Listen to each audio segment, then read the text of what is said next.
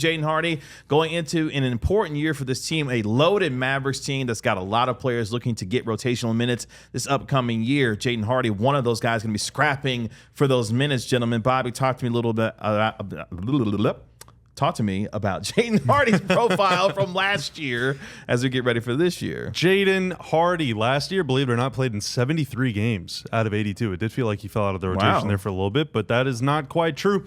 Averaged 7.3 points, 1.5 assists, 1.8 boards.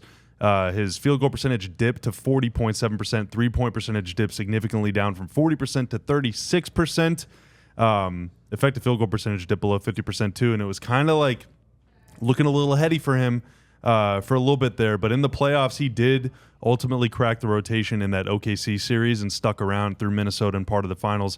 Averaged 4 points and an assist. Got his three-point percentage back above 40% for that run. In the last year of his rookie deal, your rookie deal on a second-round contract, it's a pretty big time for you, and for what's going to happen next for you. So this is it's kind of a make-or-break year for him, as we've already talked about on the show before. To your point about it feeling like he fell out of the rotation, he did play 15 games in the regular season under 5 minutes. 5 minutes or less. Okay, so garbage time kind of. So here's why I really liked Jaden Hardy's rookie season. I was really excited about it. I thought that he showed a lot of promise. And there's a lot of things that just didn't carry over from that rookie season to last year. I thought he seemed like a really good finisher his first season. Now, a rookie finisher who was undersized and struggled.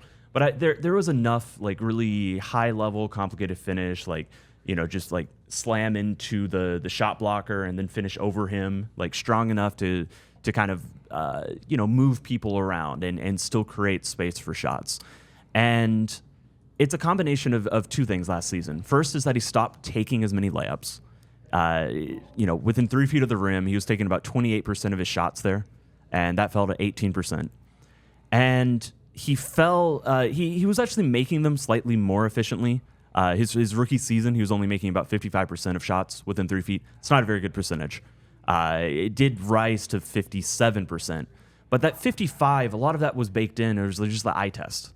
There was an eye test thinking that he showed enough on these finishes, on this ability to get there and then to sometimes finish in complicated ways over shot blockers, that I thought there might be a bigger jump. And there really wasn't. The big reason that his numbers fell, his efficiency fell, is that he stopped shooting free throws. He was taking free throws. His free throw rate was 0.24, fell to 0.16, and his true shooting just kind of fell off as a result of that. His three-point shooting wasn't as good. He wasn't as good from the corners. Big dip from the corners. He was 47% his rookie season, down to 35% on corner threes. Which is not what you want from a guy who's just taking spot-up threes, whose biggest NBA value, I think, is spot-up shooting, or at least proven value. Well, that's the thing. You're in your third year of your career, and this is especially important for second-round picks, right? And for guys that are taken in the back half of the first round. You have to have an NBA skill. That was something that Rick Carlisle talked about all the time, and I know Rick got a lot of heat, and partially rightfully so, from fans for not giving young guys long enough leash, right, whenever they're trying to figure out what they do. But Rick said, and he proved it time and time again, like he will play guys if they have an NBA skill. Yeah, something defined that they can do on an NBA court for sure. Yeah, so Jaden Hardy comes to the NBA as a big-time scorer, right? And in the G League, he lit it up, dude. He was destroying people in the G League. His numbers from the G League are like video game. They're extremely good, but at this point in his career, at this juncture, Derek Harper, he's not quite an NBA level scorer. And I don't mean scorers like he can put the ball in the basket, of course, but I mean like he's not going to get 20 points a game, right? He's not an NBA level shot creator, NBA level shot maker. So what can you do? What is your NBA skill? What is the thing that's going to keep you on the floor? His rookie season, you're willing to work through the growing pains about trying to figure out, like, all right, I can finish around the rim here. That's a better angle, or maybe I should have passed, or maybe I need to learn how to make the pass. Because he shot 40% from three, because he was such a prolific catch-and-shoot player, and because he did have some breakaway speed in the open floor, and that's a dynamic that the team was really missing at the time. But last year, you got Luka Doncic, you got Kyrie Irving. Like, we're set on scoring, And we're then you add set on Spencer shot Dinwiddie to the creators. mix this year. Yeah. And so, the room is full. Yeah. Like, if you want to be on the team, if you want to be in the rotation, if you want to play every single night, if you want to play 20 minutes or whatever, like, you have to contribute in other ways. You got to be really good at catch and shooting. You got to be really good at defense. You got to be really good secondary playmaker. You got to be good attacking gaps in the defense and all that stuff, because there are other players on the team, Dante, Exum, Quentin Grimes, Klay Thompson's going to be getting a bunch of minutes this year, that can do that stuff and that will do that stuff. So, it kind of reminds me, D. Wheeler mentioned in the chat, but it kind of reminds me of Dennis Smith Jr.'s first couple years in Dallas. His first season, there's no Luka. He's the point guard. We're willing to live with the mistakes. It doesn't matter. Hey, you're figuring it out, Dennis. Year 2, Luka comes in. Okay. Yeah, Luka's the point guard now. Yeah. What can you do to complement him? Like, your rookie year, you struggle with shooting. Your jumpers kind of whatever, hit or miss. You're a little turnover prone. That's all fine. We'll work it out. With Luka, your opportunities are reduced. So how else can you contribute? It took Dennis a few years to become a really, really good defender and figure out that's my avenue to stay in the league, right? Hardy's got the athleticism, quickness, size, and length to be a really effective defender. Yeah. I wonder if 5 years from now we're talking about Jaden Hardy as a good catch and shoot guy, like a 3-and-D player, Dante Exum. And Dallas didn't ask him. It's very clear to me Hardy was empowered to take all those mid-range shots. Dallas saw his best value, his best development path for this team to become that microwave scorer off the bench. And they were somebody, the coaching staff very clearly was encouraging him to take a lot of these pull-up twos. He just didn't make them. He didn't make them at all.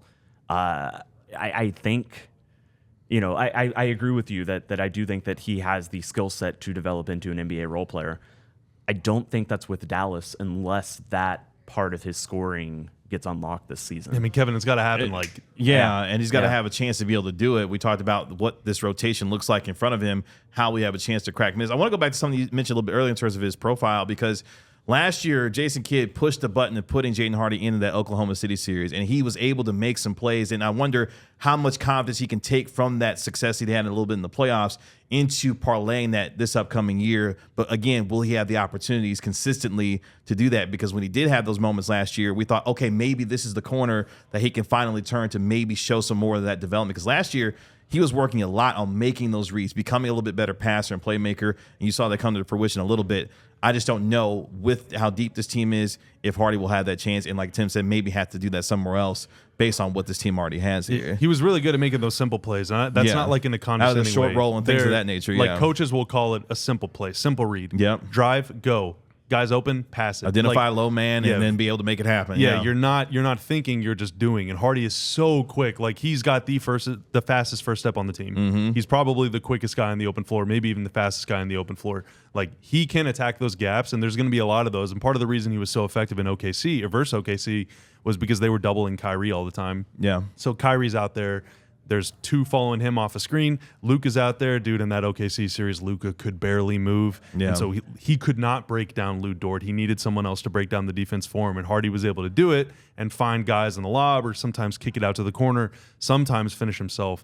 But learning, like, being able to judge in real time at 100 miles an hour, do I need to find the lob guy? Is the corner shooter open, or can I make this shot myself?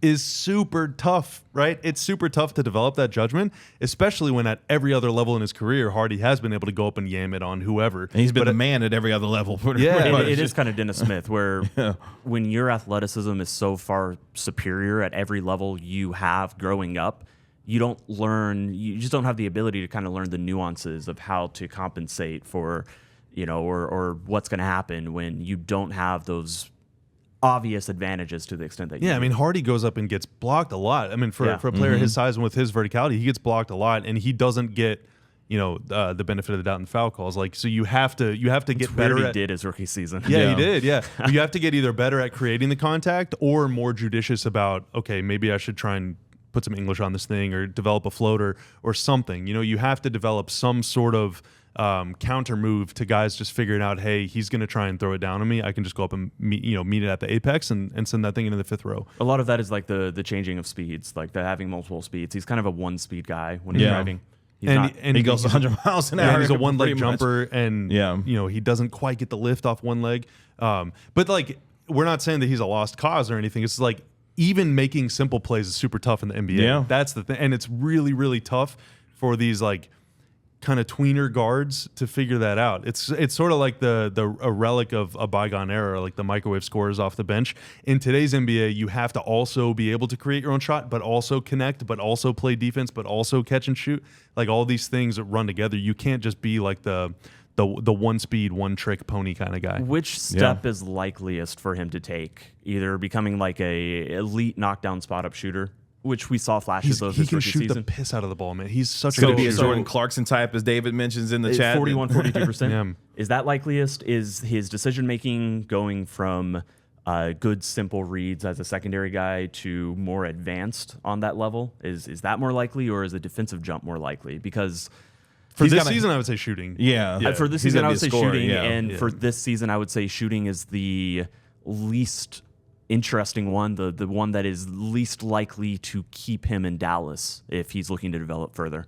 I think the decision making and the defense, if he could take leaps in either of those ways, that's far more interesting about his future in Dallas, or even his future in the rotation this coming season. I just don't see either of those things. I think those things will take time. Yeah, it's just not going to happen overnight. I mean, to become a really, really good like Dennis Smith Jr. level defender, and it's amazing that Dennis is on a team. I'm sure he will be soon. But you got to make that commitment to that defensive end. If you're that is a complete attitudinal shift, right? Yeah. Like you are pouring your energy, your mental energy, physical energy into one end of the floor as opposed to the other. And Hardy, again, came up his whole life. He's been a scorer. He's been an unbelievable scorer, and he might still become an NBA scorer. But right now, he's just not quite there. He's just not quite there. So if you're trying to play on a team that's trying to go to the finals again, you got to figure out how you can fit in, because there's a whole lot of competition on the roster, and those guys are coming for minutes. It sounds a little weird. I think him going from a 40% mid-range shooter to a 50% mid-range shooter, even on limited it'd be attempts, amazing. Yeah, it'd be great. I think that's his best path for Dallas to be like, we want you back. Or get a floater. If you can get a floater, that's perfect. Yeah. Everyone, please get a floater. Get a floater package. Just develop a floater.